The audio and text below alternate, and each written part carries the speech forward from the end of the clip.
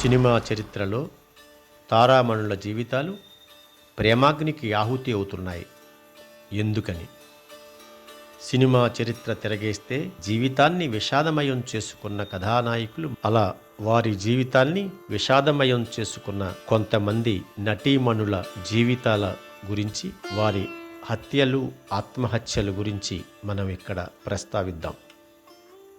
లీలారాణి తెలుగు చిత్రరంగానికి మొట్టమొదటిగా కుదిపిన హత్య కథానాయిక లీలారాణిది. ఆమె మరణానికి తెలుగు తమిళ చిత్రరంగాలు దుఃఖించాయి. లీలారాణి రంగస్థలం నుండి సినీ రంగంలోకి ప్రవేశించిన నటి. శ్రీకాకుళం, విశాఖ జిల్లాల్లో స్టేజీ ఆర్టిస్టుగా ఎంతో పేరు ప్రఖ్యాతులు తెచ్చుకున్నారామె. తల్లిదండ్రులతో కలిసి మద్రాసు నగరానికి వెళ్ళిన లీలారాణి టీ నగర్లోని హబీబుల్లా రోడ్లో మకాం పెట్టింది. అక్కడ తన ప్రతిభను చాటుకోవడానికి కొంతకాలం పాటు నాటకాల్లో భిన్న పాత్రలు పోషించింది. కొంతకాలానికి ఆమె ఆశించినట్టుగానే హీరోయిన్ అవకాశాలు వచ్చాయి. మొదటి చిత్రం హిట్ కావడంతో లీలారాణి బిజీ అయ్యింది. స్టేజీ ఆర్టిస్టులు, ఊరి జనంతో ఆమె ఇల్లు కిటకిటలాడుతూ జీవితంలా ఇరుకైపోయింది. కొద్ది రోజులకు లీలారాణి ఒక నిర్మాత ప్రేమ పలుకులకు మనసు ఇచ్చింది. అయితే ఆమెను ఒక దర్శకుడు గాఢంగా ప్రేమించసాగాడు. ఆ దర్శక నిర్మాతల ప్రేమ సంఘర్షణలో లీలారాణి నలిగిపోయింది. లీలారాణి ఒకరోజు అర్ధరాత్రి దాటాక షూటింగ్ నుండి ఇంటికి వెళ్ళింది. అప్పటికే ఒక వ్యక్తి ఆమె కోసం ఎదురు చూస్తూ బెడ్రూమ్లో కాసు కూర్చున్నాడు. లీలారాణి తన గదిలోకి వెళ్ళగానే అగంతకుడు దారుణంగా కత్తితో పొడిచి చంపాడు. అప్పటికి ఆమె బిజీ ఆర్టిస్ట్ అయి సంవత్సరం దాటుతోంది. ఆమె చేసిన సినిమాలు హిట్ అవుతున్నాయి. లీలారాణి ప్రేక్షకుల నీరాజనాలు అందుకుంటోంది. ఆ సమయంలో లీలారాణి జీవితాన్ని ప్రేమ రక్కసి బలి తీసుకుంది. శోభ. లీలారాణి మరణం తర్వాత ఉత్తమ నటి శోభ ఆత్మహత్య సినీ రంగాన్ని మరింతగా కుదిపివేసింది. ప్రముఖ ఛాయాగ్రాహకుడు బాలు మహేంద్రను శోభ ప్రేమించిందన్న కబురు సినీ రంగానికి తెలియనిది కాదు.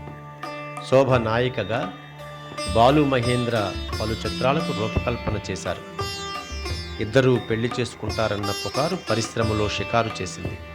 అప్పటికే బాలు మహేంద్ర సంసార జీవితంలో ముడిపడి ఉన్నారు. తన ప్రేమ ఫలించలేదన్న క్షోభతో శోభ ఆత్మహత్య చేసుకుంది. ఆమెది హత్య, ఆత్మహత్య అన్నది అప్పట్లో చర్చనీయాంశమైంది. ఫటాఫట్ జయలక్ష్మి. విలక్షణమైన ఆర్టిస్టుగా పేరు సంపాదించుకున్న జయలక్ష్మి అంతులేని కథ చిత్రంతో చెప్పిన ఫటాఫట్ మేనరిజంతో పాపులర్ అయింది. ఆ సినిమాలో ఆమె పాడిన అరే ఏమిటి ఈ లోకం, పలు గాయాల లోకం, మనసన్నది ఒట్టి పిచ్చి, మమతన్నది మరో పిచ్చి పాట జనానికి విపరీతంగా నచ్చింది. ఆ పాటలోని సాహిత్యం ఆమె వ్యక్తిగత జీవితానికి అన్వయిస్తుంది.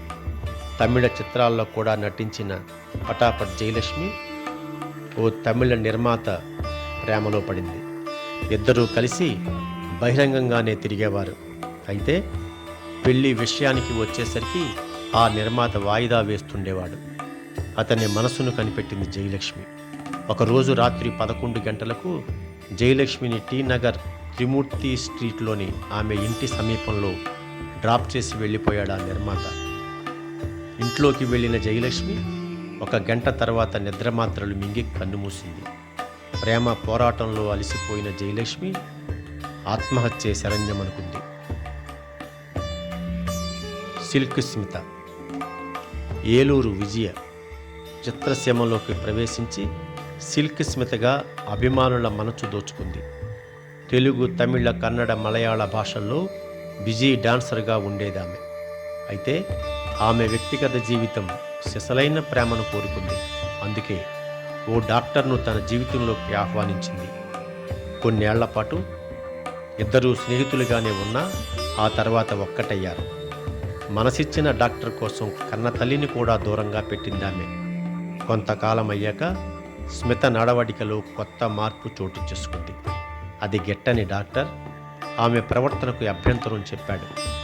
అయినా స్మితలో ఎలాంటి మార్పు లేదు. స్వయం కృతాపరాధంతో స్మిత మృత్యువుకు చేరువైంది. అయితే ఆమెది ఆత్మహత్య, హత్య అన్నది ఎంతవరకు మిస్టరీగానే మిగిలిపోయింది.